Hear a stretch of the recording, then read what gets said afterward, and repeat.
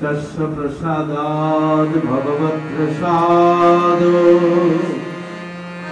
यस्य प्रसादं भवति कुतोऽपि दयं स्तवं तस्सां यशस्वी सन्नं वन्दे गुरोश्री शरणारविन्दम्।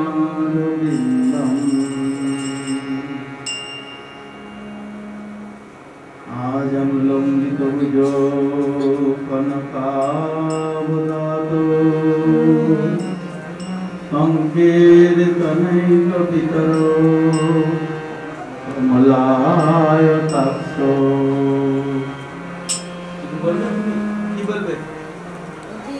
लंबितभुजो कनकावदातो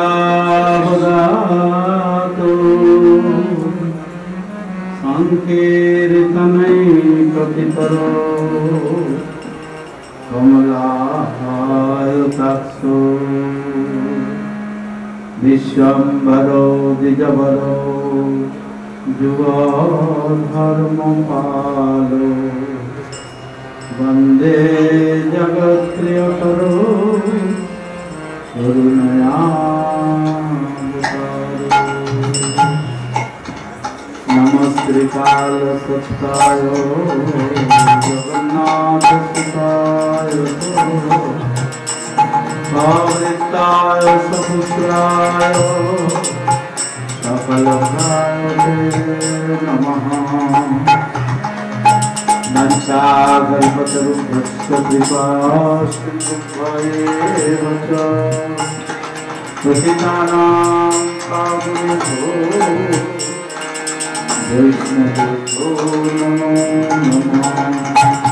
श्रीकृष्ण त्वमादिदेवं करुणानिधानं त्वमालवर्णं सुहृतावतारम् अपार संसार समुद्रसेतुं भजामहे भागवतो स्वरूपम्। श्रीकृष्ण चैतन्य प्रभु नित्यानन्द श्री अद्वैत गदाधर शिवसति गौरभक्तवृन्द। हरे कृष्ण कृष्ण कृष्ण हरे हरे हरे राम राम राम हरे हरे। परम आराध्य परम कारुणिक परम मंगलमय सर्वदेवमय नित्य लीला प्रविष्ट विष्णुपादस्थ सरस्वत श्रीमत् शिल भक्ति प्रकाश आश्रम गोस्वामी गुरु महाराज श्री चरण कमल अनंत कोटि बुलंदित दंडवत प्रणति निवेदन करे तार अभूत कृपा प्रार्थना करी। तत्पश्चात रूपानुग गुरुवर्ग अनंत कोटि वैष्णव वृंद श्री चरण कमल अनंत कोटि बुलंदित दंडवत प्रणति निवेदन करे तार अभूत कृपा प्रार्थना करी। गुरु प्रकाश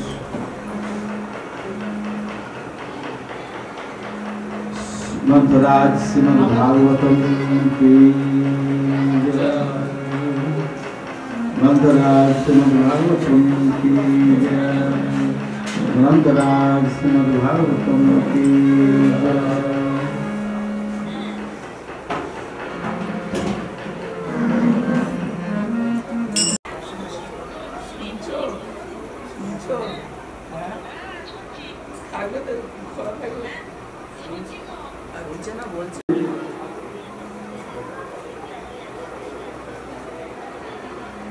परम आराध्यतम श्री गुरुपाद पद्म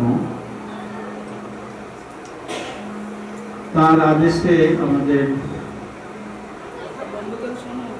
প্রত্যেক বছরই এই অনুষ্ঠানটি পালন করার আমরা চেষ্টা করেছি। হয়তো উৎসব আদি হয় নাই, কিন্তু এই ভাগবত যে 18,000 শ্লোক এই 7 দিনের মধ্যে পারায়ণ করা, এটি আমাদের হয়েছে। গত 2 বছর আগে রাধাষ্টমীর সময় আমার একটা জটিল অসুখ করেছিল, অপারেশনের জন্য এই তারপর থেকে 2 বছর আর করা হয়নি। আরো আমরা এই বছর আমরা এটি আবার পুনরায় আমরা চালু করতে পেরেছি। এটির জন্য আমাদের গুরু কৃপা, এই গুরু কৃপায় এটি সম্ভব। লোক বল নাই, অর্থ বল নাই, তথাপি গুরুদেবের করুণা আছে। সেই গুরুদেবের করুণার বশে আমরা এই ভাগবতের কথা আমরা পাঠ করে শ্রবণ করতে পারি।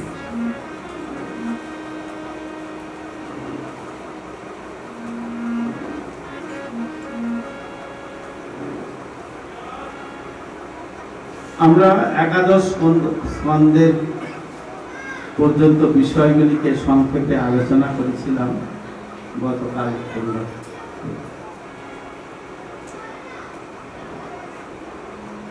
ভগবান এই একাদশ স্কন্ধের যে বিশেষ কথা তা ছিল নিমি মহারাজের সঙ্গে কথোপকথন নবযোগেন্দ্রর। নবযোগেন্দ্রের কথা আমরা বিনোগ্রামে রাধাষ্টমী উপলক্ষে আমরা পাঠ করে এসেছি।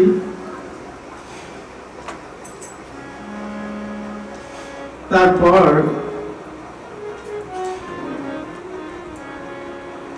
ভগবান কৃষ্ণ তিনি উদ্ধবকে অনেক উপদেশ দান করেছিলেন। তার চরণে যখন তীর বিদ্ধ করেছিল সেই ব্যাধ, তারপর উদ্ধব অনেক প্রশ্ন করেছিলেন। উদ্ধব প্রশ্ন করার পর ভগবান কৃষ্ণ সেগুলি খুব সুন্দরভাবে উত্তর দিয়েছিলেন। সাধু সঙ্গের দ্বারাই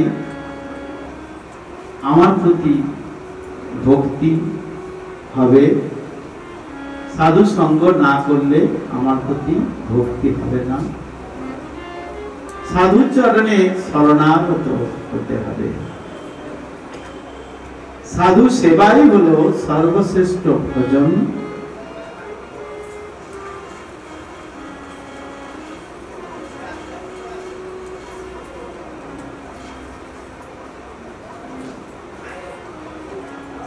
যোগ অভ্যাস,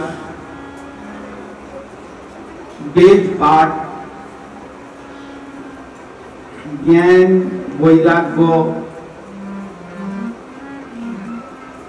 যজ্ঞ, জলাশয় খনন বা জলাশয় প্রতিষ্ঠা করা, দান করা, ব্রত করা, পূজা অর্চনা করা, গোপনীয় মন্ত্র তন্ত্র এই সমস্ত কার্য করা, তীর্থ ভ্রমণ, যম নিয়ম সমূহ পালন করা,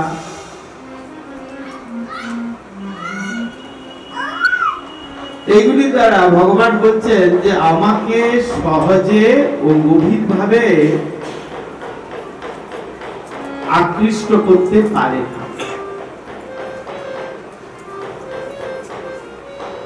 খুব নিয়ম পালন করছে অথচ ভক্তি নাই।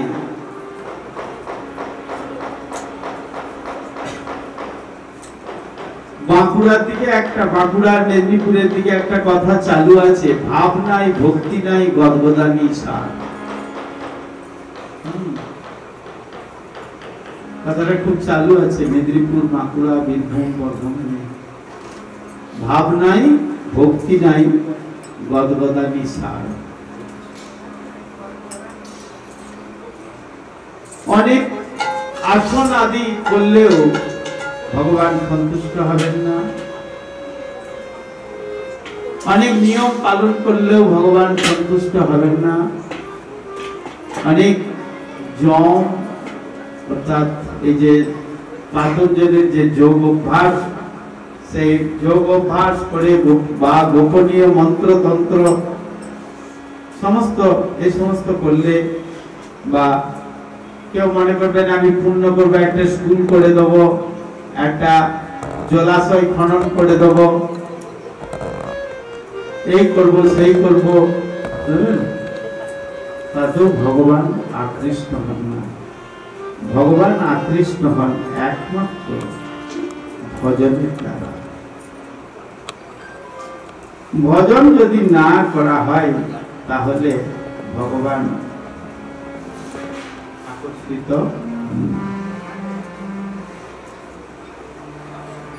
অসুর বংশীয় প্রহ্লাদ, আমরা দেখি অসুর বংশীয় প্রহ্লাদ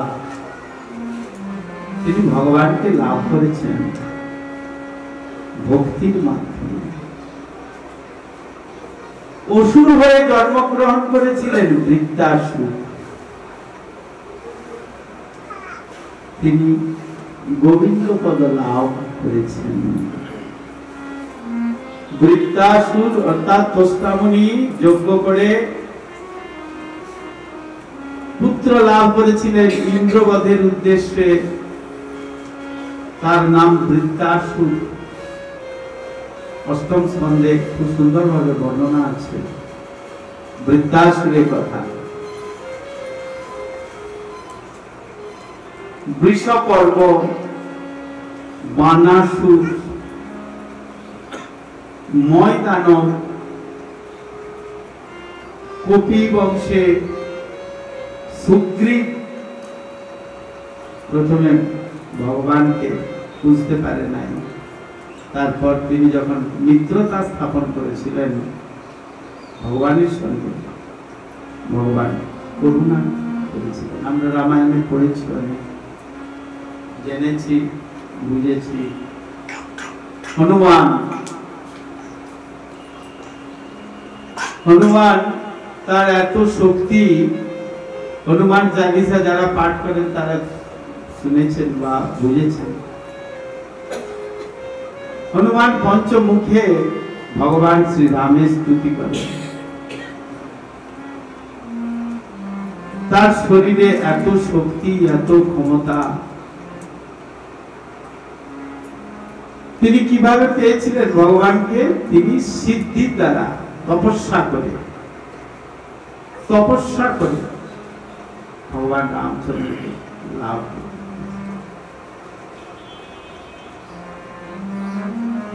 লঙ্কাতে যাননি, অথচ তিনি সেই কৈকেশার তিন পুত্র রাবণ, কুম্ভকর্ণ, বিভীষণ, তাদেরকে জানতেন কে ধার্মিক কে অধার্মিক। তার শরীরে, তার প্রতি এত কৃপা, তার শরীরে আগুন লাগিয়ে দিয়েছে। তথাপি যারা লাগিয়েছে তাদের স্থান ধ্বংস হয়ে গেছে, কিন্তু তার কিছু ক্ষতি করতে পারে না।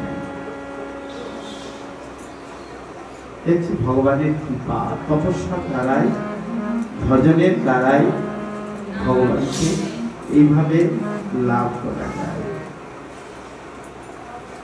জাম্বুবান, তার অসম্ভব শক্তি, অসাধারণ শক্তিমান জাম্বুবান। জাম্বুবান এত শক্তিমান ছিলেন, তিনি একাই অনেক করতে পারতেন। যোগ বলে তপস্যার দ্বারাই জাম্বুবান গুফার ভিতরে, পাহাড়ের গুফার ভিতরে রাজপ্রাসাদ তৈরি করেছিল। বিশাল প্রাসাদ, মণিমাণিক্য খচিত প্রাসাদ ছিল তার। ভগবান এত তার প্রতি কৃপালু ছিলেন। জাম্বুবানের কন্যার নাম জাম্ববতী, আর সেই জাম্ববতী কে বিবাহ করেছিলেন স্বয়ং ভগবান।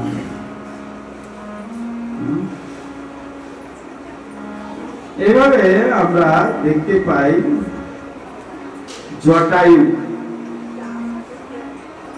জটায়ু পক্ষীকুলে জন্মগ্রহণ করেন। পক্ষীকুলে জন্মগ্রহণ করে জটায়ু ভগবান শ্রী রামচন্দ্রকে দর্শন করতে করতে রামচন্দ্রের তার শ্রীমুখে, জটায়ুর শ্রীমুখে শ্রীরাম শ্রীরাম শ্রীরাম বলতে বলতে তার মৃত্যু হয়েছিল। সাক্ষাৎ বৈকুণ্ঠ প্রাপ্ত হয়েছিল। পক্ষীকুলে জন্মগ্রহণ করে, যদিও তিনি কশ্যপ মুনির পুত্র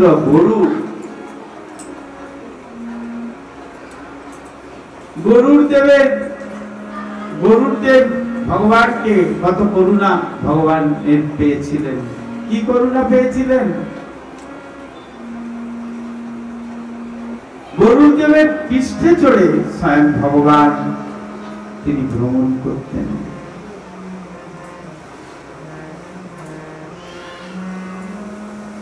সকালে বলে গরুর তো সাপ খায়। মহাভারতে খুব সুন্দর ভাবে বর্ণনা দেয়া আছে।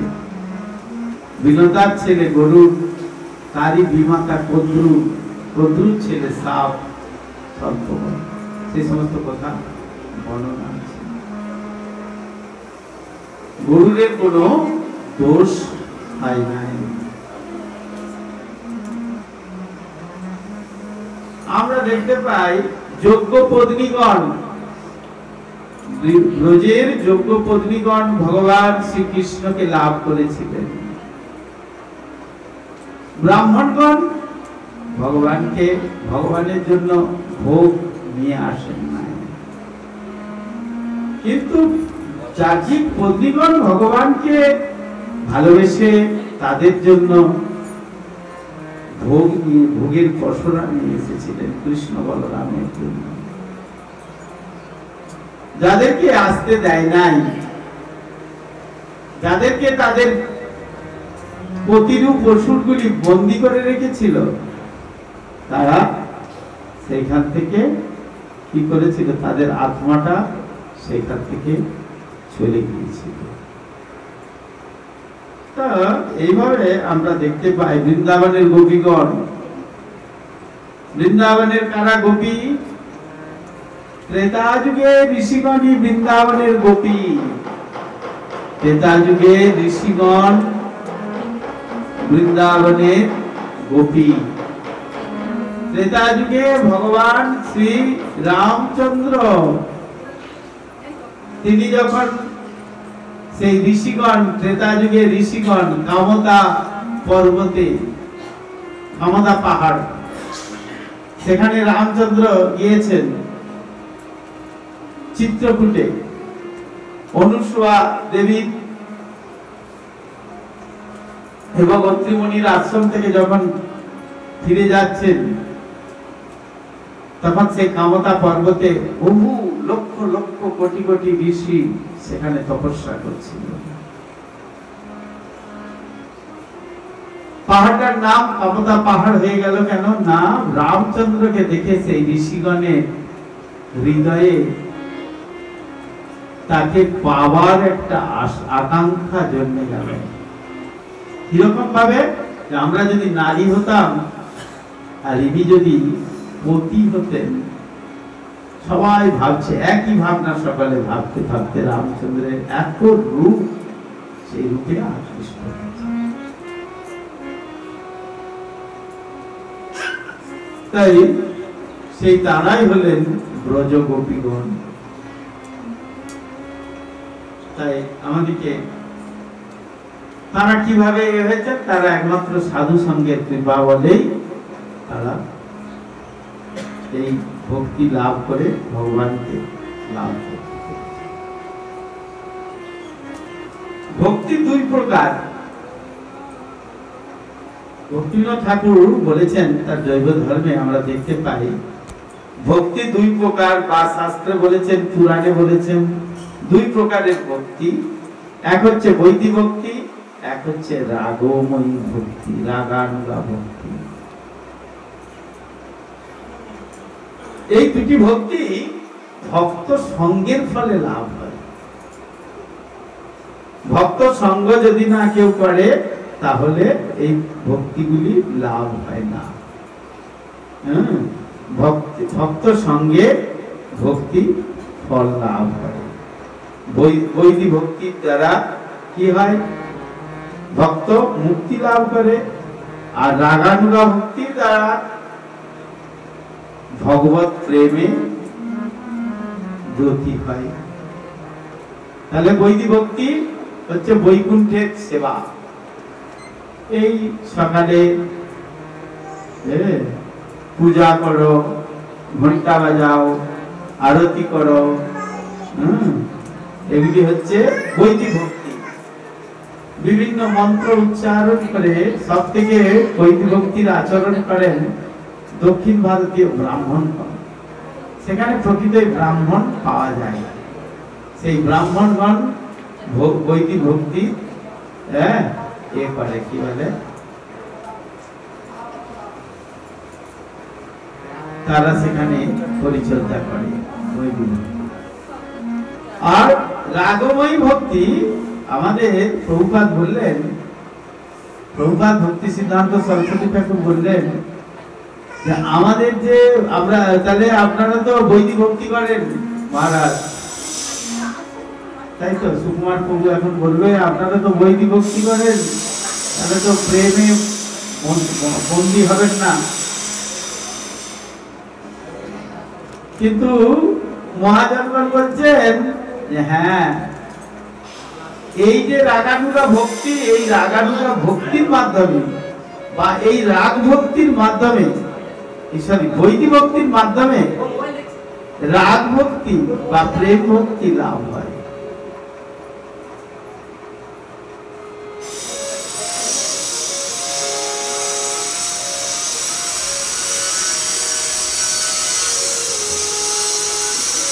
তবে এর মাধ্যমে কি করে লাভ হয় না, এগুলি আলোচনা করতে করতে এগুলি যদি ঠিক সঠিকভাবে আলোচনা করা যায়, সঠিকভাবে যাচনা করা যায়, তখন ভগবান এই রাগানুগা ভক্তি, ভগবানের প্রতি রাগানুগা ভক্তি বা আসতে পারা যায়। ভগবান বললেন ভাগবতের একাদশ স্কন্ধে, খুব সুন্দর সুন্দর কথা একাদশ স্কন্ধে। আমরা তো কেউ আলোচনা করতে চাই না, আমরা চাই কিরকম, আমরা আমাদের দেহ সুখটা বেশি চাই। আমরা প্রত্যেকে দেহ সুখটা খুব অনুভব করি, দেহের সুখটা খুব অনুভব করি। সাধু দেখলে নাকে বা কপালে তিলক করি, গলার মালাটাকে ভালো করে দেখিয়ে দিই, একটু ঘন্টা বাজাই। ভগবানকে ভোগ নিবেদন করে তুমি খাও, এই কথা সাধুরা বলছে, তাহলে তোমার ভালো হবে না। আমার জামাই আছে, আমার এই সমস্ত আমাদের কর্ম আছে, এই বাড়িতে আত্মীয় স্বজন আছে, একটু ফল বাতাসা দিই, কিন্তু আমরা এত ভোগ নিবেদন করতে পারি না। আবার ভোগ নিবেদন করতে গেলে কি হয়, ভোগ নিবেদন করতে গেলে কি হবে না, আমি যেটা পছন্দ করি, আমার যেটা পছন্দের, যেমন আমাদের নিত্যলীলা প্রবিষ্ট ভক্তি হৃদয় গণদেব গোস্বামী মহারাজ বলেছিলেন, তারা নিয়ম সেবাতে খায় না, কি বলে, হলুদ খাবে না। তো বললে যে নিয়ম সেবায় যখন হলুদ খায় না, তাহলে ঠাকুরকেও হলুদ না দিয়ে রান্না করে দিয়েছে। বলছে যে ঠাকুর কি খেয়েছে? এগুলি ঠাকুর খায় না। তুমি তোমার জন্য বিনা হলুদে রান্না করেছো না, কত রান্না করবো, তাহলে তো ফেলে দিতে হবে। ঠাকুরের জন্য আলাদা করব, আমাদের নিজেদের জন্য আলাদা করব, তাহলে তো আমার ফেলে দিতে হবে, ফেলতেও তো গায়ে লাগে।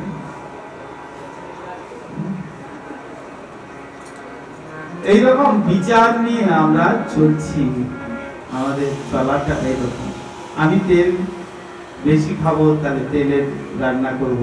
আমি তেল কম খাবো, তাই আমি সেই রকম করে রান্না করব। ও গোপালও তাই, এগুলো দ্বারা ভক্তি হয় না।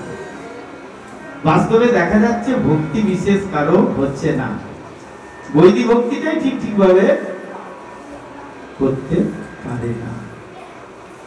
বৈদিক ভক্তি করলে, স্বামী করলে বলবে, দেখেছে, স্ত্রী বলবে এত দরকার নেই তোমার, আমার বেশি বেশি।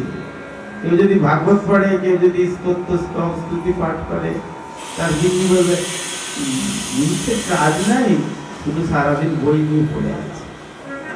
আর গিন্নি যদি বেশি হরিনাম করে, তখন বলবে আরে তুমি আমাকে বিবাহ করেছো, আমার সেবাটা তো তোমাকে আগে করতে হবে, আমি তোমার পতি, পতি সেবা পরম ধর্ম, এইভাবে বোঝায়, আমি শুনেছি। পতি সেবা যদি না করলে তাহলে তুমি কি লাভ হবে?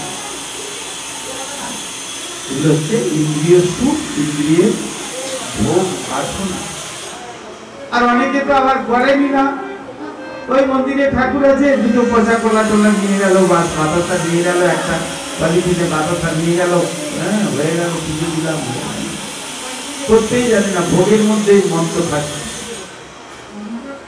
তারা ভগবান কি সেটাই ভালো বোঝে না। ঠাকুর বাড়ি গেলে যদি মোটা চালের ভাত দেয়, বলে ওটা ঠাকুর বাড়ি নয়, বাজে, ওরা খারাপ লোক।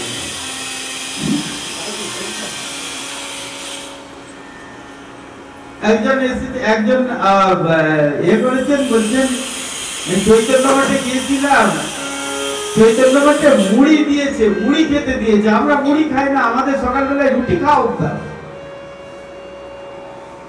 সাধুর হাত থেকে যদি এক মুঠো মুড়ি পাওয়া যায়, সেটা অনেক অনেক সৌভাগ্যের ব্যাপার। প্রসাদের মাহাত্ম্য পদ্মপুরাণে, স্কন্দ পুরাণে খুব সুন্দর করে বর্ণনা দেওয়া আছে। যদি আমরা পাঠ করি, আমরা জানতে পারবো সেখানে প্রসাদ কি বস্তু। প্রসাদটা সাধারণ কোন জিনিস নয়, বিশেষ করে সাধুদের দ্বারা পাচিত।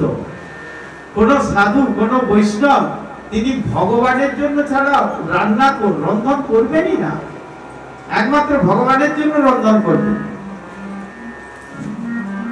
তাই ভগবান বললেন, জগৎ রূপে আমি হচ্ছি সংসার। ভাগবতের একাদশ স্কন্ধে খুব সুন্দর ভাবে বর্ণনা দেওয়া আছে।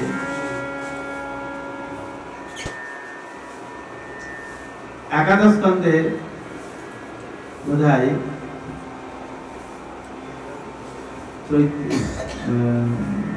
33টা অধ্যায় আছে।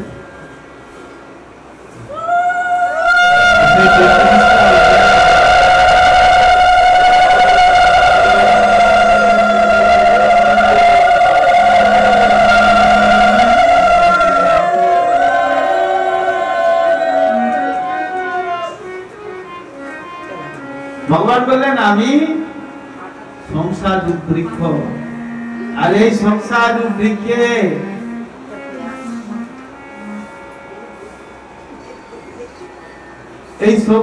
বৃক্ষে দুটো বীজ আছে। দুটো বীজের মধ্যে একটা বীজ হলো পাপ, আর একটা বীজ হলো পুণ্য। কি? একটা পাপ, একটা বীজ হচ্ছে পুণ্য, আর একটা বীজ হচ্ছে পাপ।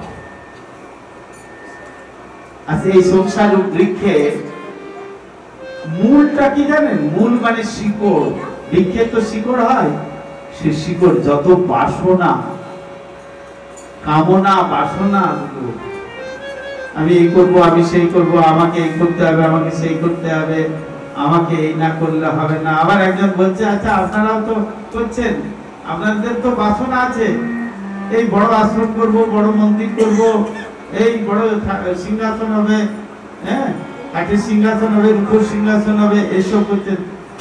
প্রভু বললেন যে এই বাসনাগুলো হলো only for কৃষ্ণ, এই কর্মগুলো হলো only for কৃষ্ণ।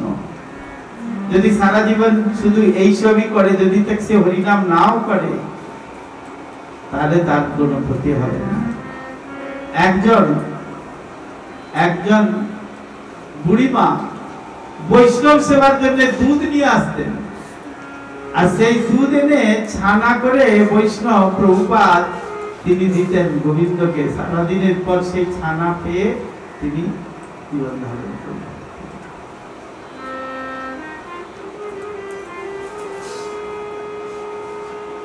আর সেই বুড়িমা যখন তার একদম এক্সট্রিম এজ, সেই তিনি চলে গেছেন। চলে গেলে তাকে চিতাতে শুইয়েছে। মারা গেছে তো চিতায় শোয়াতে হবে। আর চিতায় শোয়ালে কি হয়েছে, চিতায় শোয়ানোর পর কিছুক্ষণ পর এবার কি করছে, ছেলে আগুন দিচ্ছে, ঘুরে ঘুরতে হয় চিতার পাশে, বোধহয় চারিদিকটা। আমি তো কোনোদিন কিছু দেখিনি এসব, আমি তো জানি না, শুনেছি। তো এই চিতার চারিপাশে ঘুরে আর অগ্নি যে সংস্কার করে অগ্নিটা দেবে আর কি, দেহের মধ্যে অগ্নি, এই সেই কাঠের মধ্যে অগ্নিটা দিয়েছে না, দেখছি, দর্শন করেছি, আমার গুরুদেবের দর্শন ভুলে গেছি। এবার কি হয়েছে, সেই অগ্নিতে করেছে কি, অগ্নিটা যখন দিয়েছে, অগ্নিটা দেওয়ার পর সেই বুড়িমা কি হয়েছে,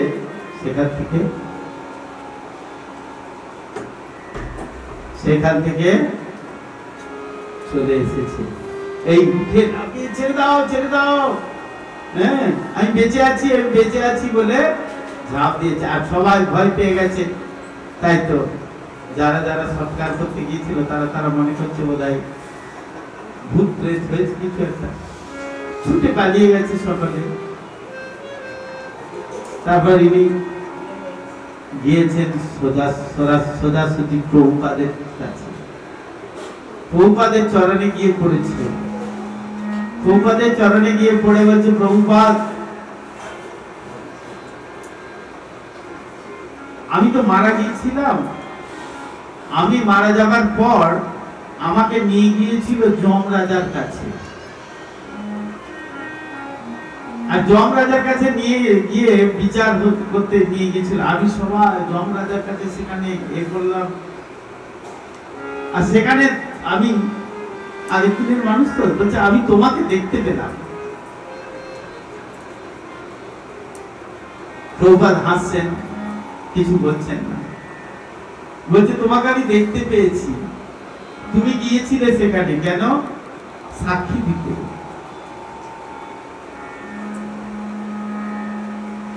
চিত্রগুপ্ত যখন যমরাজাকে তার কাহিনী বলছে যে প্রথম জীবনে এ অনেক পুরুষকে ভ্রষ্ট করেছে, রূপ ছিল খুব, তাই এ পুরুষকে ভ্রষ্ট করেছে, এর পুরোই পাপ। তখন বললেন যে, যমরাজ বলছেন যে দেখুন না আর কিছু আছে কিনা। দেখতে দেখতে দেখতে দেখেছে যে বৈষ্ণব সেবা করেছে। কি বৈষ্ণবের সেবা করেছে না, প্রভুপাদের সেবা করেছে। কি দিয়ে সেবা করেছে, তার বাড়ির পাশেই থাকে, সারাদিন না খেয়ে থাকে, কিছু খায় না, শুধু হরির নাম করে। তার জন্য এক বালতি করে দুধ নিয়ে গিয়ে যেতে, আর সেটি প্রভুপাদ সুন্দর করে জাল দিয়ে তাতে ছানা কাটিয়ে গোবিন্দকে নিবেদন করে সেটি সেবা করছে। ওই যে সুকৃতি হয়েছে, ওই সুকৃতি দ্বারাই সুকৃতি পুঞ্জীভূত হতে হতে সুকৃতি পুঞ্জীভূত হয়ে এরকম হয়েছে না, যমরাজার কাছে সে সব দেখতে পেয়ে সে সেখান থেকে আবার তাকে ফিরিয়ে দিয়েছে, তার কর্মায়ু বৃদ্ধি হয়ে গেছে। যমরাজা নেয়নি, বলছে না এখন তোমার সময় হয়নি, তুমি এখন ফিরে যাও। তাই তো আমি ফিরে এসেছি। আর আপনি সেখানে গিয়ে জিজ্ঞাসা করছে যে প্রভুপাদকে ডাকি। প্রভুপাদকে ডেকেছেন যমরাজ। যমরাজ প্রভুপাদকে দেখে, তোমাকে দেখে প্রভুপাদকে বলছেন, তোমাকে দেখে যমরাজ নিজের আসন ছেড়ে দিয়ে উঠে এসে তোমাকে প্রণাম করছে, তোমাকে বসতে দিয়েছে, তোমার চরণ ধুইয়ে দিয়েছে। আর প্রভুপাদ বলতে, তোমাকে কি, আপনাকে কি এ দিয়েছে, এরকম ভাবে দুধ দিয়েছিলেন প্রতিদিন, গরুর দুধ?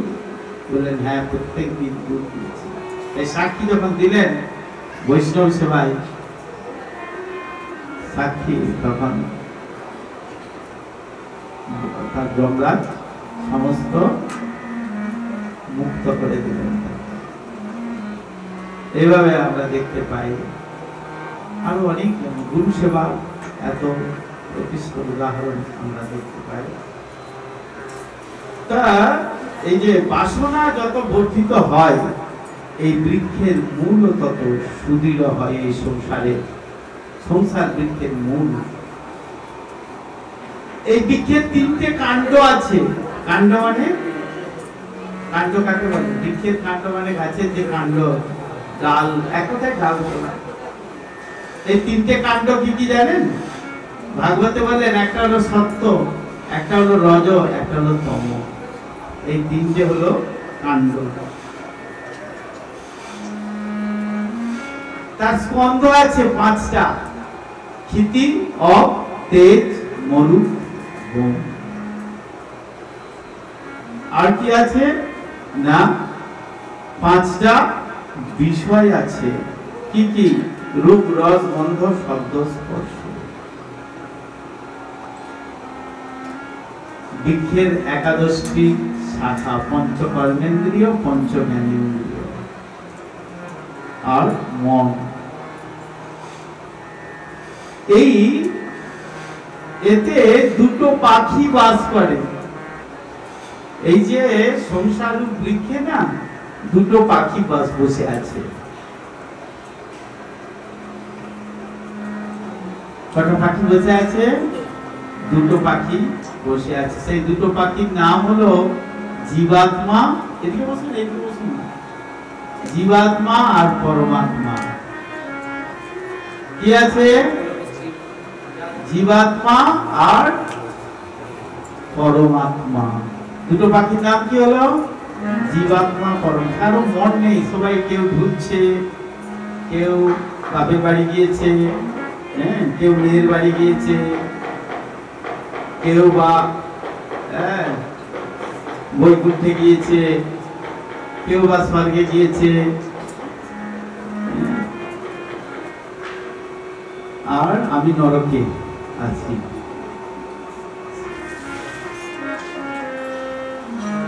আর আমরা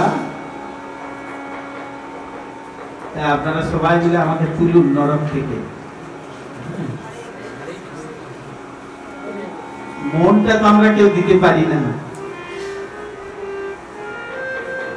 মন আমরা দিতে পারি না। তাহলে সেই যে 2টো পাখি কি নাম হলো? জীবাত্মা আর পরমাত্মা।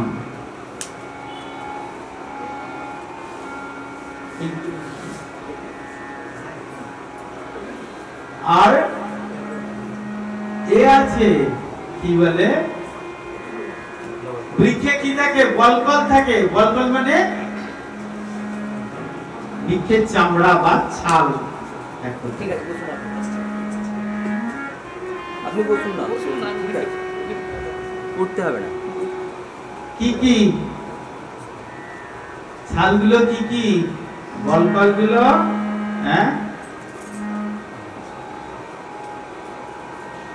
কফ, পিত্ত আর বায়ু। কি কি কি কি হলো? কফ, পিত্ত, বায়ু। এটা অনেক বিস্তারিত আলোচনা আছে, সাধারণ কথা নয়। ভালো করে শুনতে হবে, তাহলে তো জানতে পারবো না। থেকে দিন জানতে পারবো না। ঘুম পেলে চলবে না। ঘুম তো পাবে। হুগলি জেলার লোক তো মুড়ি আর আলুর দম সাঁটিয়ে এসেছে সব সকালে, নাই আলু সেদ্ধ। তাহলে কি মুড়ি আলু সেদ্ধটাকে খুব ভয় পাই আমি। কেন? খুব ঘুম পাই। মুড়ি আলু সেদ্ধ খেলে খুব ঘুম পেয়ে যায়। তো ভগবান দিয়েছেন। তাহলে বলকল গুলো কি কি হলো? কফ, পিত্ত আর বায়ু। আর এই সংসার বৃক্ষের 2টো ফল। দুটো ফল কি কি? দুটো ফল আছে গাছে, তো ফল হবেই, গাছ না হলে কি করে হবে? ফলগুলো কি কি? সুখ আর দুঃখ। কি ফল? সুখ আর দুঃখ।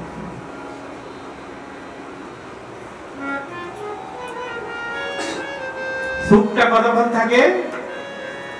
সুখটা খুব ক্ষণিকের। সুখটা খুব ক্ষণিকের, আর দুঃখটা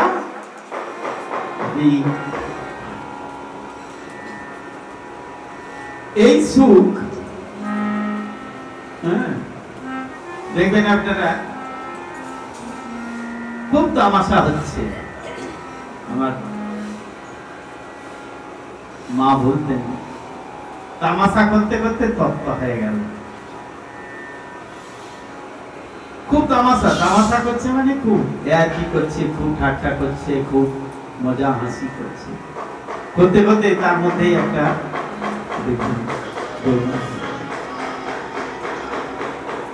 সেই জন্য বললেন বাচো বেগুন, বাক্যের বেগকে দমন করে। তাই সুখ আর দুঃখ হলো দুটো ফল।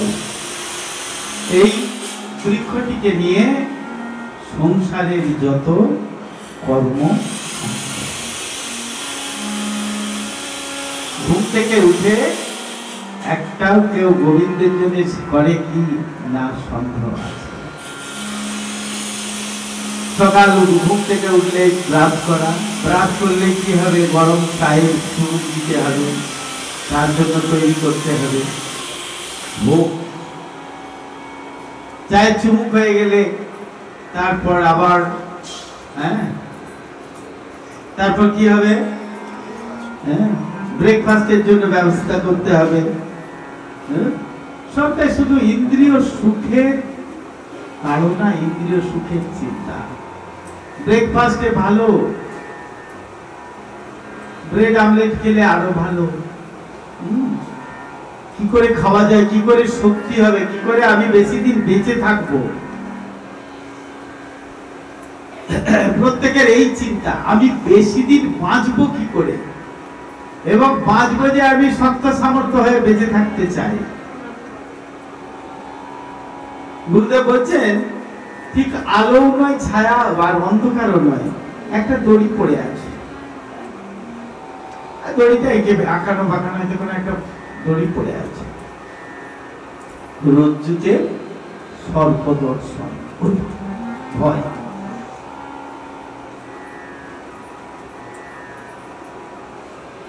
সকালে কিসের ভয়টা? সব থেকে আশ্চর্য জিনিস কোনটা না? মৃত্যু। আমি মরে যাব। ডাক্তারবাবু বলছেন তোমাকে নিরামিষ খায়, ভগবানের প্রসাদী হয়ে গেছে, প্রসাদ সেবা করে। তোমার মাছের ঝোল না খেলে আপনার তো আমাকেও সেদিনে বলছেন ডাক্তার আপনি প্রোটিন খাচ্ছেন। আমাকে বলছে, আমি বললাম কেন? সোয়াবিনে এত প্রোটিন, শাকসবজি, দুধে এত প্রোটিন আছে, ক্যালসিয়াম আছে, দুধের থেকে তো সবকিছু দুগ্ধজাত আমরা আহার করি। বলছে হ্যাঁ খাচ্ছেন, কিন্তু অ্যানিম্যাল প্রোটিন নেই। অ্যানিম্যাল প্রোটিন থাকলে আপনি তাড়াতাড়ি সুস্থ হয়ে যেতেন। আবার অন্যদিকে অন্যত্র এই পশ্চিমবাংলার বাইরের ডাক্তার তারা আবার বলছেন যে আপনারা ওই যে ভেজ, তো পিওর ভেজ, সেই জন্য আপনাদের শরীর সুস্থ আছে। যারা নন ভেজ তাদের শরীর এত সুস্থ নয়।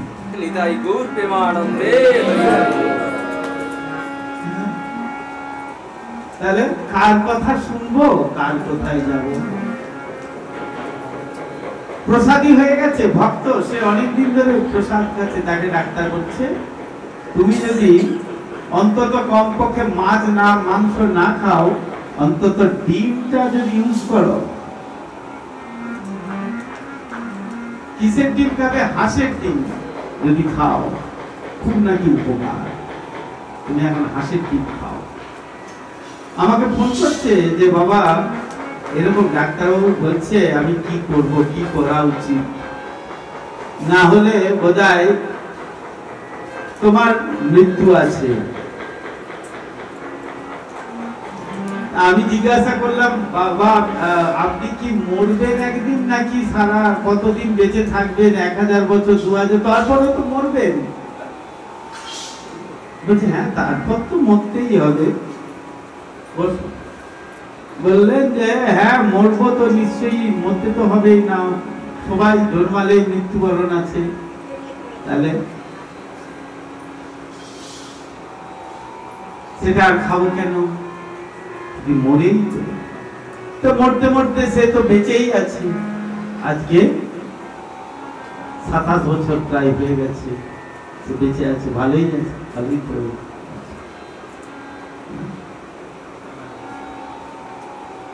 আমরা বেশি খাওয়ার জন্য আমাদের ওয়েট বেড়ে যাচ্ছে, আর ওয়েট বেড়ে গেলে কোমরটা নিতে পারছে না, একদম সরাসরি ভাবে ডাক্তারবাবুর মতো বলছেন, কোমর এবং হাঁটু আমাদের দেহের ওয়েটটা নিতে পারছে না। হ্যাঁ, ওয়েটটা না নিতে পারার জন্য কি হচ্ছে না, হাঁটুর বা কোমরে ওই হাড় ওখানে আরো মাংস জমে যাচ্ছে, যার বেশি মোটা হয়ে গেলে বা বেশি হয়ে গেলে, হ্যাঁ ওখানে কি হচ্ছে, ওই যে ডিস্ক আছে ওখানে মাংস জমে যাচ্ছে, আর কারো বা হয়ে যাচ্ছে ওয়েট। সেজন্য আর ভগবানের যারা প্রসাদ খাবে সেইভাবে তাকে খেয়ে থাকতে হবে, আগে থেকে তো আমরা খেয়েছি। তো আমাদের মুদ্রা কথা একটাই, সেটা হলো এত যে শাস্ত্রের যা কথা বলেছেন, তাতে শাস্ত্রের কথা হচ্ছে কি না, গোবিন্দের ভজন।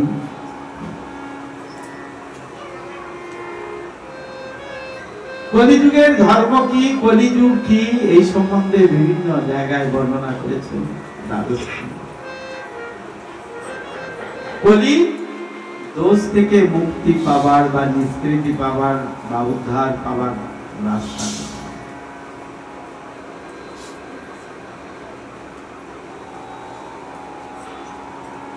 কলিযুগে একমাত্র নাম গ্রহণই হলো, নামের শরণাগতই হচ্ছে পরম ধর্ম। হরি নামের শরণাগত হতে হবে। একটা খুব সুন্দর শ্লোক আছে শ্রীমদ্ ভাগবতে দ্বাদশ স্কন্ধের 3য় অধ্যায়ে, কলির দোষে কলের দোষ নিধে রাজন নস্তি एको মহান গুণ। কি বললেন?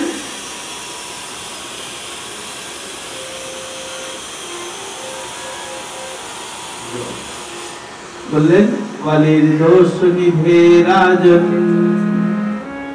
নস্তি এক মহান গুণ। কীর্তনা দেব কৃষ্ণস্য, কি বলেছেন? কীর্তনা দেব কৃষ্ণস্য মুক্ত সঙ্গ পরম হৃদে। ভাগবত পড়ছেন?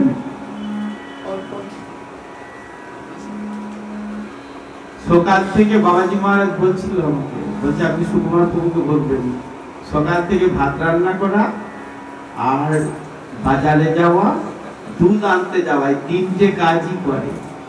বলে কোনো ভাগবত পড়ে না, আপনি বলবেন আমাকে, কালকে বলছে।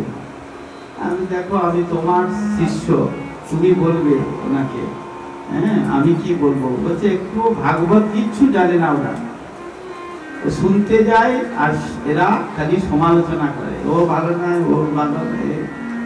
বলছে আপনি গালি দেবেন? বলছে আচ্ছা, প্রত্যেকদিন প্রত্যেকে একটু করে ভাগবত পড়া উচিত, প্রত্যেকে, সে ভক্ত হোক চাই নাই হোক, প্রত্যেকে এক পাতা করে হলেও পড়তে হবে বাড়িতে। ঠাকুরের আসনে ভাগবত রাখতে হবে, ভাগবত রেখে তাকে পূজা করতে হবে এবং সেখান থেকে নিয়ে এসে প্রতিদিন এক পাতা করে তাকে পড়তে হবে, বুঝুক না বুঝুক। আর যদি না যে আমি পড়তে জানি না, ঠিক আছে, যিনি পড়তে জানেন তাকে বলতে হবে তুমি পড়ো আমি শুনি, এটা তো করতে পারি।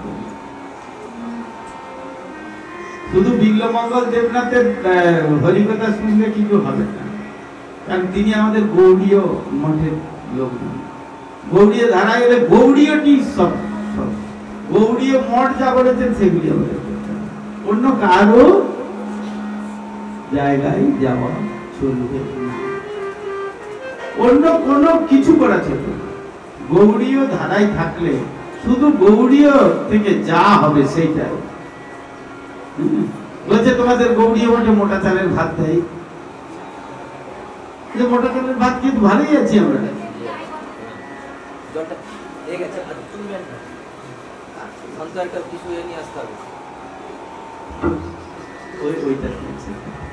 ঠিক আছে, আচ্ছা আচ্ছা ঠিক আছে ঠিক আছে। কি বললেন? গৌড়ী মোটা চালের ভাত কে তাহলে রেশনে দিচ্ছে কেন? হ্যাঁ, রেশনে দেয় কেন?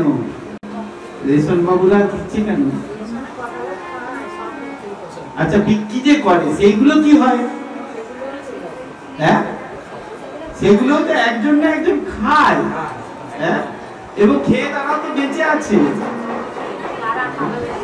আসুন আসুন, এই রাজা উঠে নিয়েছেন। আচ্ছা, তাহলে তারাও তো খাচ্ছে, হ্যাঁ, আমি কিন্তু খাই প্রতিদিন, হ্যাঁ, আমার আবার ভালো লাগে। একটা কি আমরা মোটা মোটা ভুলে গেছি,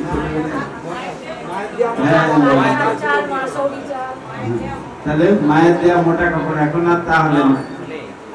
আরামবাগের মিল মালিক মধুসূদন দে চালের বিরাট বড়, ওখানে বিশাল বড় বড় চালের দে আমাকে বলল, মহারাজ এই চালের ভাতগুলো খাবেন না। ওই যে কি বলছে মিনিকেট বলছে এই চালের ভাত খাবেন না। না কেন? না আমি জিজ্ঞেস করলাম কেন? আমরা চাল কালেকশনে যাই তো ওখানে, তো ওখানে আমাদের সঙ্গে একটু ভালোই হৃদ্যতা আছে, আমার ভাইও যায় সেখানে, আমাদের দিব্যকৃষ্ণ প্রভু এখন যায়, আমি আর এখন যাই না, আগে যেতাম, ওকে দেখিয়ে দিয়েছি আর যাই। তো আমি জিজ্ঞাসা করলাম কেন? বলছে এই যে চালগুলো, এই মোটা চালগুলো যত রকমের, ওইগুলোকেই এক মেশিনের দ্বারা পালিশ করে একটা অ্যাসিড দিয়ে ওটাকে গরম করা হয়, গরম করে ওইটাকে পালিশ করা হয়, ওই জন্য একটু হাওয়া পেলে দেখবেন কিরকম শক্ত হয়ে যায়, ওই জন্য এত শক্ত। আমি জিজ্ঞেস করলাম আপনাদের এই চালের অন্নগুলো খাওয়া যায় না, আপনি দিচ্ছেন ঠিকই, হ্যাঁ, কিন্তু খাওয়া যায়। বলবেন যে এটা হচ্ছে কারণ, এগুলো আসল মেডিকেট নয়। যদি খেতে হয় তাহলে আপনাকে চাষ করে খেতে হয়। এখানে যখন চাষ হতো, একটা ধান হতো 40-94 নাকি কি হতো তো, হ্যাঁ, সেই চালের ধান সেদ্ধ করে ভানিয়ে আনা হতো, কত সুন্দর অন্ন, খুব আনন্দে আমরা প্রসাদ খেতাম। সেজন্য গুরুদেব বলতেন একটা কথা বারবার, চিন্তাটা উচ্চ রাখো,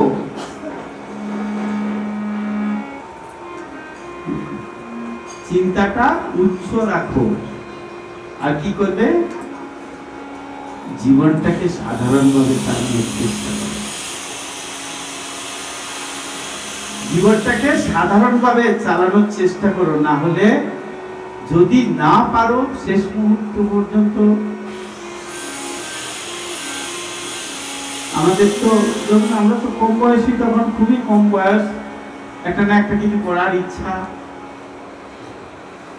আস্তে আস্তে বলতে আস্তে আস্তে করতে, যে কোনো কাজ আস্তে আস্তে। কলের দোষে নিধে রাজন, কলিতে অনেক দোষ, কলি কলহ প্রিয়, নানা রকম দোষে পূর্ণ।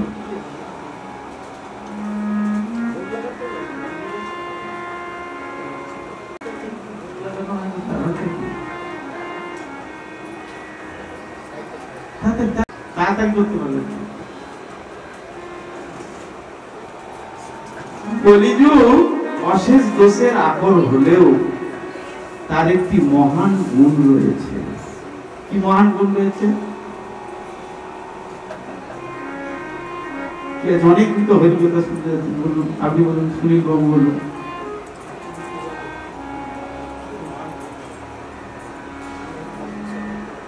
হ্যাঁ,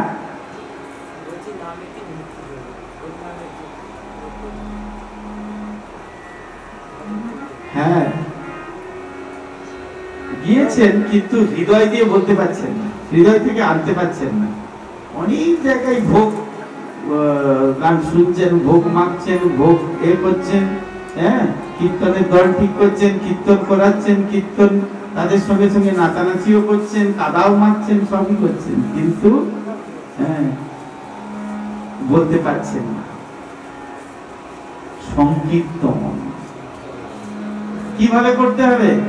ওই শুধু আমি একটা দল নিয়ে এলাম, খুব করিয়ে দিয়ে লোককে কিছু খাইয়ে দিলাম, সেটা নয়, নিজেকে করতে হবে। এটা হলো গুণ আছে কলিতে। কলি সব দোষ, অনেক দোষ কলিতে। কলিতে সব সময় কষ্ট, কলিতে সদা সর্বদাই কষ্ট, দোষের আকর কলি। কিন্তু একটা মহান গুণ কি না, এই কলিতেই শ্রী চৈতন্য মহাপ্রভু কৃষ্ণ, তিনি শ্রীকৃষ্ণ চৈতন্য মহাপ্রভু রূপে আবির্ভূত হয়ে কি করেছেন? নাম বিতরণ করে গেছেন। নামকরণ। আমাদের বাঁকুড়া জেলায় একটা কথা চালু আছে, নাম করলে কাঁড়া চাল। তার মানে নাম করে, তখন তো চালের অভাব ছিল মানুষের, এখন যেমন চালের অভাব নেই, আগের দিনে কিসের অভাব ছিল? চালের অভাব। চালের অভাব মানে খাদ্যের অভাব ছিল, খাদ্যের অভাবটা খুব ছিল। তাই কিন্তু কি করো, তার জন্য কি বলতো, নাম করলে কাঁড়া চাল, তার মানে অনেক চাল পাবে।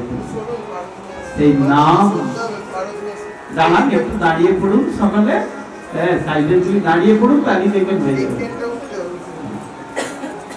নাহলে ঠেকে যাবে, ভোগ দিয়ে যাবে তো ঠেকে যাবে।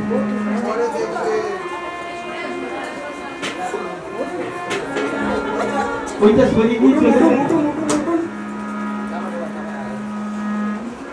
একবার চলে এসছে, একবার আছে। আপনি সুবলকে বলতে নিয়ে আসতে। কৃষ্ণের নামাদি কীর্তনের ফলে মানুষ সংসার থেকে, সংসার বন্ধন থেকে মুক্তি পেয়ে পরম পুরুষকে লাভ করবে। কি কীর্তনটি কি? হরে কৃষ্ণ হরে কৃষ্ণ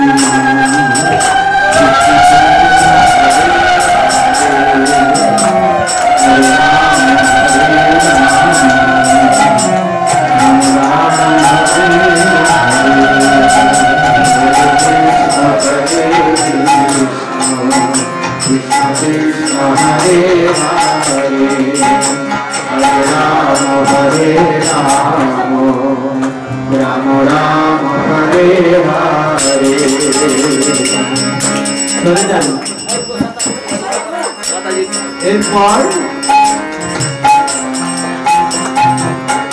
ভগবান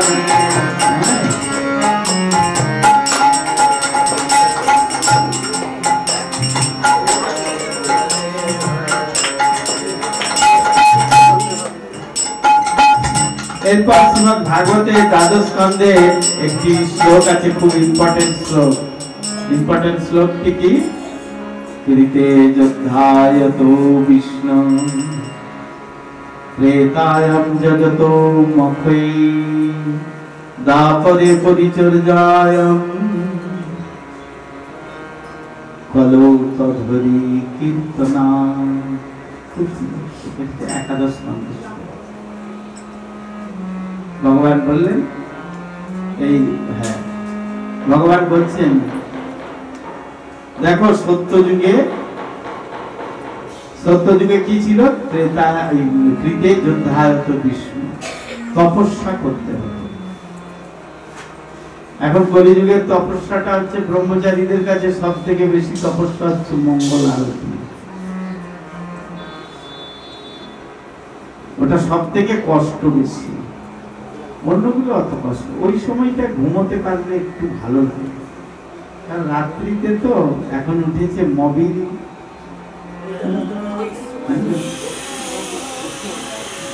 সেই মোবিল রাত্রি 1টা-1:30 পর্যন্ত দেখলে আর 4টের সময় ওঠা খুব কষ্ট।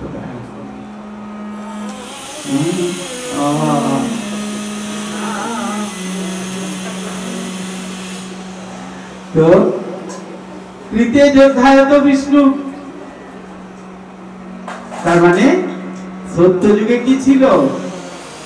সত্যযুগে ছিল তপস্যা করা, তপস্যার দ্বারা ভগবানকে লাভ করতে। ত্রেতায়াম যজত মখৈ, ত্রেতা যুগে কি? যজ্ঞের দ্বারা, হোম যজ্ঞ করে কি করতেন? ভগবানকে সন্তুষ্ট করতেন। আর যোগেশ্বর নারায়ণ হরি, যোগেশ্বর বিষ্ণু কি করতেন? উত্থিত হতেন। আর দর্শন পেয়ে, ওই একবার দর্শন পেয়ে আনতেন। আর তারপর কি হতো? তারপরে হচ্ছে দাপরে পরিচর্যা, দাপর যুগে পরিচর্যা করে ভগবানের সেবা করে ভগবানকে সন্তুষ্ট করেছেন। ভগবান কি করেছেন? সবার ননি খেয়েছেন। সবার বাড়িতে গিয়ে ননি চুরি করে করে খেয়েছে। কিরকম? তিনি আগে খেয়ে নিয়ে প্রসাদী করতেন, করে সখাদের খাওয়াতেন। সখাদের হয়ে গেলে তারপর কি কপকটি বানর সকলকে খাওয়াতেন। সেগুলো থেকে যেগুলো পড়ে থাকতো কারা খেত? পক্ষীরা। সুন্দরভাবে হিসাব দিয়েছে, ভগবানকে নিবেদন করো, তারপরে গুরুদেবের নিবেদন করো, তারপরে বৈষ্ণবদের নিবেদন করো। ভোগ দিচ্ছে ভক্ত, আগে ভগবানকে নিবেদন হলো, সেই প্রসাদ গুরুদেবকে নিবেদন করলেন, তারপর সমস্ত বৈষ্ণববৃন্দ ভক্তবৃন্দ লাভ করছে। হ্যাঁ, তাই ঠিক সেরকম ভগবান আগে সেবা করছেন, করে সখাবৃন্দ হচ্ছেন গুরুবর্গগণ, তারা সেবা করছেন। আর সেবা করে কি করছেন? তারপর ভক্তদের। তাই আজকে দিনটি বড় আনন্দের দিন, যে শ্রীমদ ভাগবত আজকের দিনে আবির্ভূত হয়েছে। কোথায়? এর আগেও বলেছি, আগে আমি যেদিন প্রথম শুরু হয় সেদিন বলেছি, তিনি আবির্ভূত হয়েছিলেন বদরিকাশ্রমে, বদ্রীনাথ ধামে। বদ্রীনাথ ধামে সেখানে ব্যাস গুফা বলে একটা জায়গা আছে। সেই ব্যাসদেব সেখানে তপস্যা করেছিলেন সরস্বতী নদীর তীরে। সরস্বতী নদী এখানে দেখা যায় না, কিন্তু ওখানে গেলে দেখা যায় সরস্বতী নদী কুলু কুলু শব্দে হয়ে যায়। বদ্রীনারায়ণ যদি যান আপনারা, কেদার বদ্রীনাথ, তাহলে সেখানে গেলে আপনারা দেখতে পাবেন যে কি বলে ভগবান, সেখানে ব্যাস গুফা আছে। সেই ব্যাস গুফাতে ভগবান এই ভাগবত লেখা হয়েছে। তোমার যাওয়া হলো না, আর চিন্তা করো না, পরে যাবে।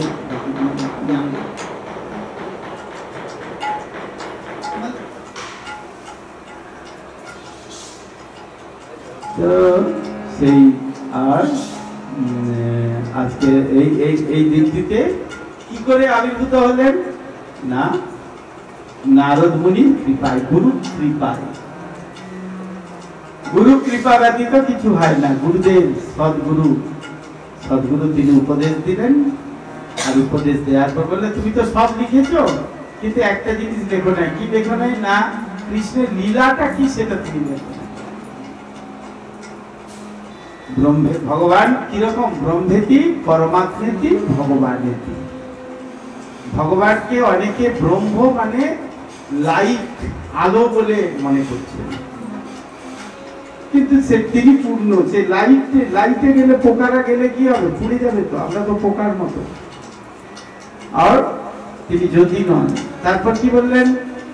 পরমাত্মেতি, ভগবান পরমাত্মা রূপে আমাদের সবার হৃদয়ে আছেন, কিন্তু তাকে দর্শন পেতে গেলে হাজার হাজার বৎসর তপস্যা করতে হবে। কলিতে তপস্যা নাই, পারবে না কেউ তপস্যা করতে।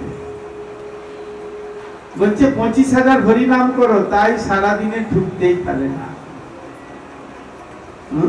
সারাদিনে 25,000 হরিনাম, সেটাই অনেকে তো নিতেই পারছে না। আর অনেকে যারা নিয়েছে তারাও সকালে সকালে করে। আবার গুরুদেব বলতেন এক জায়গায় বসে শুদ্ধ মনে, অন্য চিন্তা না করে, অন্য কোনো চিন্তা না করে তুমি এই নাম করো। এখন একটা জিনিস হয়ে গেছে সব থেকে পাপের জিনিস, সেটা হচ্ছে মোবাইল। হ্যাঁ, ওই তো টিভি, মোবাইল, হাতে মালা, ওই যে রুক্মিণীর মন শান্তি, এই বড় মোবাইল। কি দরকার করে এত বড় মোবাইল নিয়ে যাবে বাবা? শুধু যেখানে যাবে এখন হয়েছে মোবাইল ভক্তি। নবদ্বীপ পরিক্রমায় যাচ্ছি, পরিক্রমা করছি, দেখছি বুড়োগুলো প্রণাম করা নেই, কিছু নেই, সংকীর্তন যেখানেই যায় কি করবে? সেটা কি থাকে, কতক্ষণ থাকে ভগবান জানেন। মন্দিরে যাচ্ছে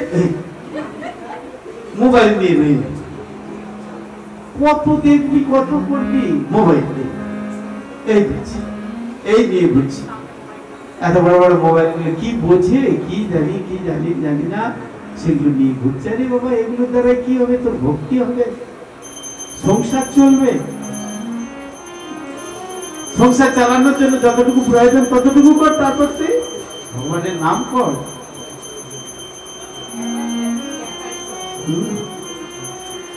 ভগবানের নাম করে না। বুড়ি হয়ে গেছে, মূর্তি দেখতে, সেদিনে এসছে নরেন্দ্রপুরে।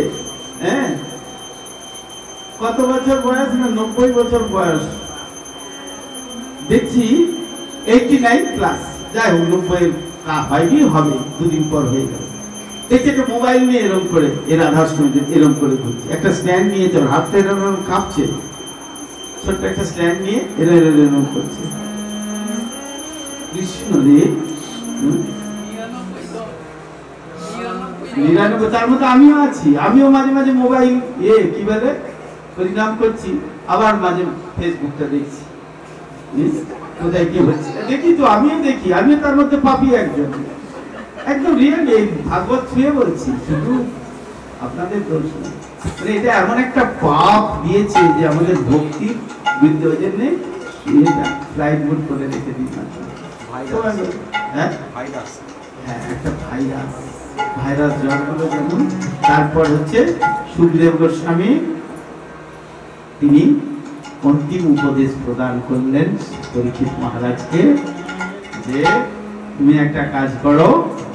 হ্যাঁ, বললো আমি সব বুঝতে পেরেছি, গোবিন্দ ছাড়া আর কিছু নাই। বললে তুমি গোবিন্দের নামে মত্ত হয়ে যাও। এই দেখুন এখানে ছবিটা দিয়েছি।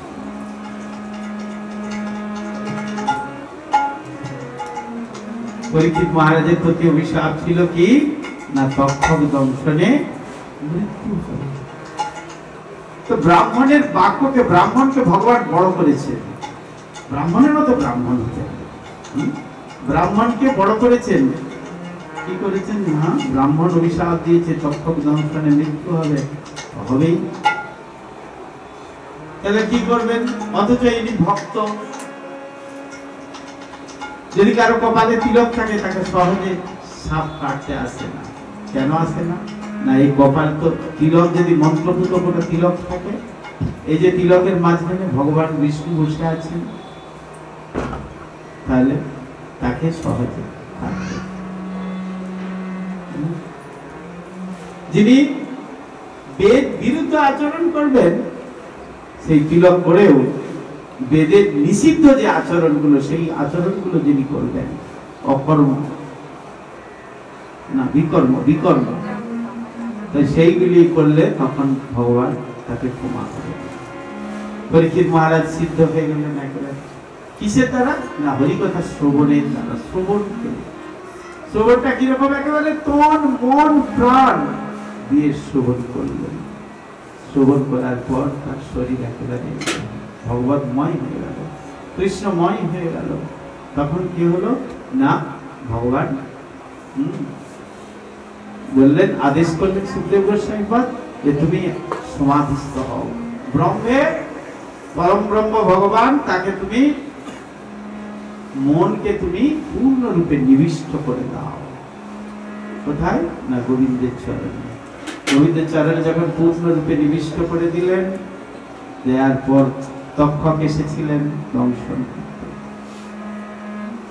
আসতে পারছেন না, একজন ব্রাহ্মণ রূপে এসেছেন, এটি ফল দিতে এসেছেন। আর সেই ফল এক ব্রাহ্মণকে ফল দিতে পাঠিয়েছেন, তক্ষকই পাঠিয়েছেন। ফলটির ভিতরে কি ছোট্ট ফল, আর সেই ফলটির ভেতরে একটি কি বলে, সেই তক্ষক লুকিয়ে আছে। সিদ্ধ মহাত্মা, তাকে তো দংশন করা যাবে না, তখন তিনি পুরোপুরি ভাবে ব্রহ্মে নিষ্ঠ হয়ে গেছেন। দেহের আর কোনো বিকার নাই, দেহেতে তার কোনো বিকার নাই, শুধু স্পর্শ করলেন। অনেকে বলছেন দংশন করেছেন, সে পদ থেকে বেরিয়ে শুধু তাকে প্রণাম করে শুধু তাকে স্পর্শ করলেন, সারা শরীরে যেন তক্ষকের বিষ এর আগুন হয়ে গেল, আগুনে অগ্নি সমাধি। এইটি হচ্ছে হরিদ্বারের কাছে সুকোত্তলি বলে একটা জায়গা। এই সুকোত্তলি কি জায়গাটার নাম? সুকোত্তলি কি জায়গার নাম?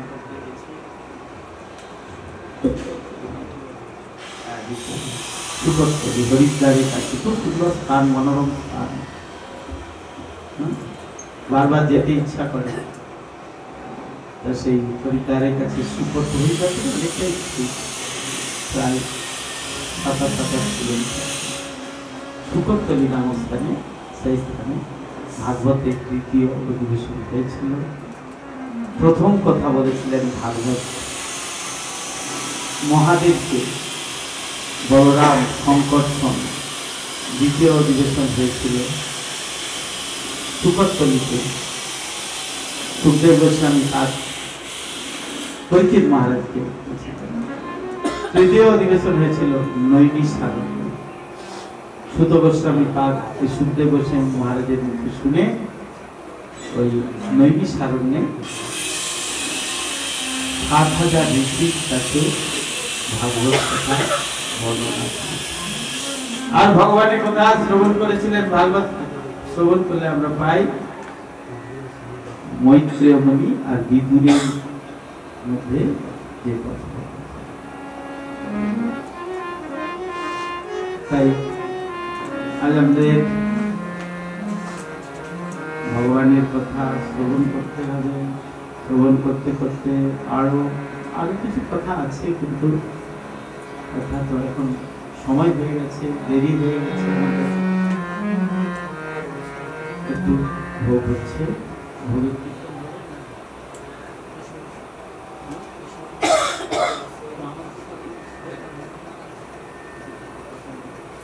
দেরি।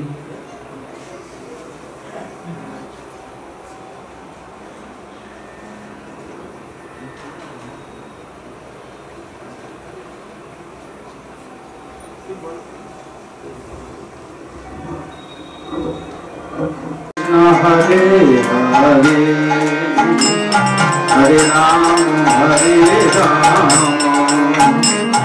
Ram Ram, Hare Hare, Hare Krishna, Hare Krishna, Krishna Krishna, Hare Hare, Hare Ram, Hare Ram, Ram Ram, Hare Hare, Hare Krishna, Hare Krishna, Krishna Krishna, Hare Hare, Hare Ram, Hare Ram, Ram Ram, Hare Hare, Hare Krishna, Hare Krishna, Krishna Krishna, Hare Hare, Hare Ram, Hare Ram, Ram Ram, Hare Hare, Hare Krishna,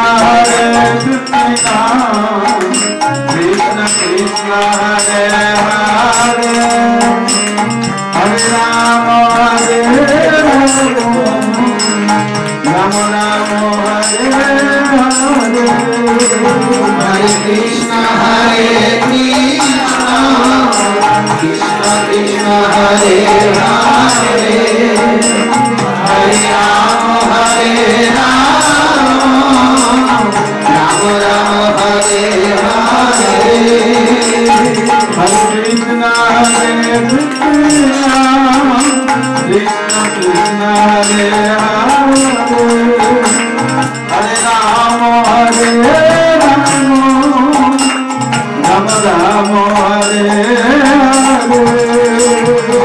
Krishna, Hare Krishna, Krishna Krishna, Hare Hare, Hare Ram, Hare Ram, Ram Ram, Hare Hare, Hare Krishna, Hare Krishna,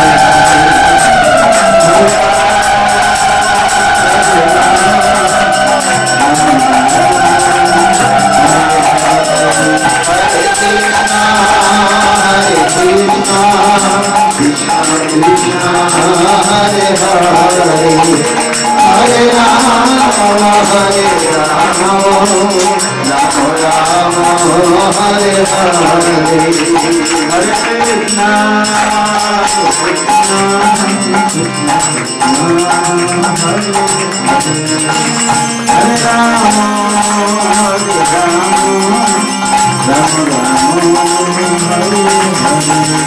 Hare Krishna, Hare Krishna, Krishna Krishna, Hare Hare.